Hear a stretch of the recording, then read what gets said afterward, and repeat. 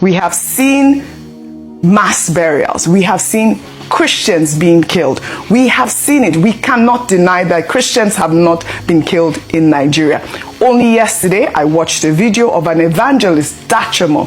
He went to Plateau State and he wanted to document this video showing a wall where about 500, he went to a mass grave, 500 Nigerian Christians were killed in one day. You ask the question, what has changed? Yeah. Where is the data coming from? Between the first time, where is the data coming from? This evangelist also documented, he has documents to show that Christians are being killed. We cannot deny that fact. The US International Religious Freedom in March of this year released the data, which suggests the data that Nigeria should be designated as country of particular concern, which has happened now.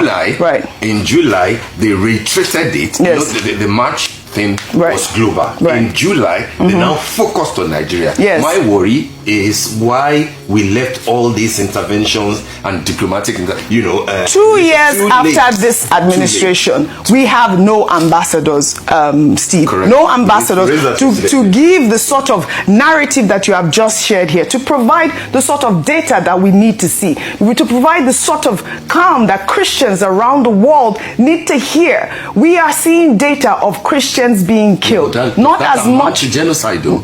Well, the designation, the conversation about whether it amounts to genocide or not is this diplomatic conversation, but there's facts are still there. Absolutely. When we talk about that, we have to understand that the world is a global village. We're not alone in this fight. And what the president has charged the Nigerian government is to act fast.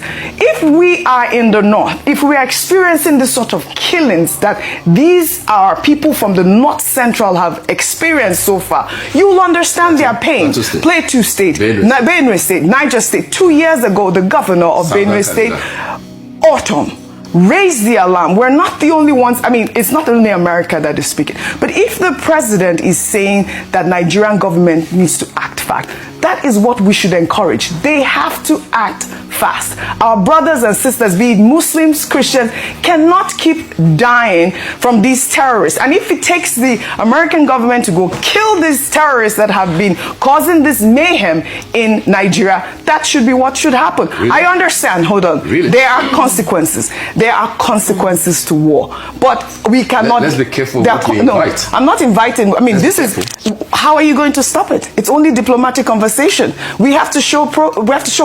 We have to show action. What are you going to do about it? I may just ask this, right? I often find it so interesting when we're so passionate about defending who we are as a nation.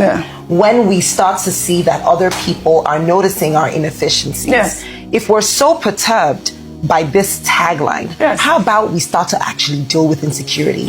How about we tell the U.S. No. It's not a charge. What is it? At this point in time, it is a matter of emergency. This charge that you call a charge, that emergency will come from America? Whether it comes from... Where has it worked? That's not the issue. If I may just make my point, right? Wherever it comes from, with this charge, even as journalists, we've been saying this, we've been talking about this for years, and we have been appealing, we have been preferring solution. We have had several security agencies, we have had several people in political positions sit in this chair and tell us what is going to happen.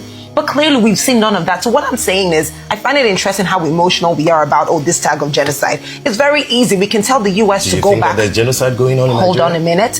Do you think... No, Steve, we cannot... Let me land. Let me land, if I may.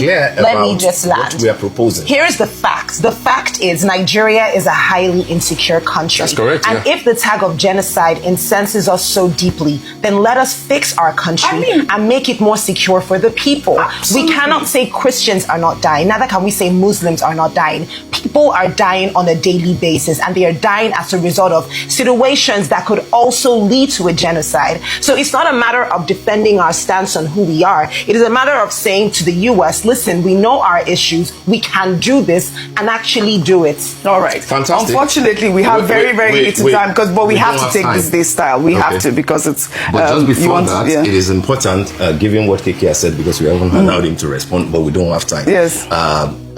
yes, people are dying, and we charge our government again. Yes. I'm not tired of charging. Okay. That is what we do as journalists. That is what we do as journalists. And in doing that, let us remember Libya, Afghanistan, etc., where America has, tried to intervene, so that we are conscious of what we are inviting. Yes, let's what be careful. Affects one Nigerian. Let's be careful and let's be guided. So that's the most important thing. Hold on. All right, go ahead. Let me also repeat again. Well, going to cut it's very important. Nigeria is not a colony of America. Excuse me. I didn't interrupt you now. Nigeria is not a colony of America. So to me, it is absurd. It is absurd to say that if America comes and intervene in a country, that so be it. The sovereignty of Nigeria is not we cannot take this out. He's saying we cannot take this out, but he says that we have. At this point, is it not a shame that America does not colonize Nigeria? Yet, our colonial masters have not said anything or seen anything wrong about whatever is happening in Nigeria all this while. Their body language somehow indicated that they are benefiting from whatever is happening in Nigeria. And at this point, whoever wants to say it is not an issue. But what are their motives? Do they have ulterior motives? Are they going to do it in a pattern which they have done to Libya and that of Somalia and the rest countries all this while? If that is their pattern, then Nigeria have to reject it. But if it is not, they want to work in collaboration with our security agencies just to help wipe and remove banditry from the country. I believe Nigerians should welcome them. Anyway, whatever you think, drop your comment in the comment section once again. Share and follow the page. For the record, we are all deliberating. And I'm beginning to like whatever Trump has said so far. But if not Trump saying all of this, Nigeria has been smiling and suffering at the same time. And our presidency have been paying deaf ears towards the insecurity challenges in our dear nation, which is totally unacceptable.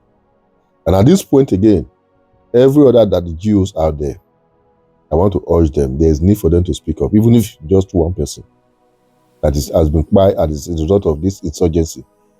I believe a life worth shouting for.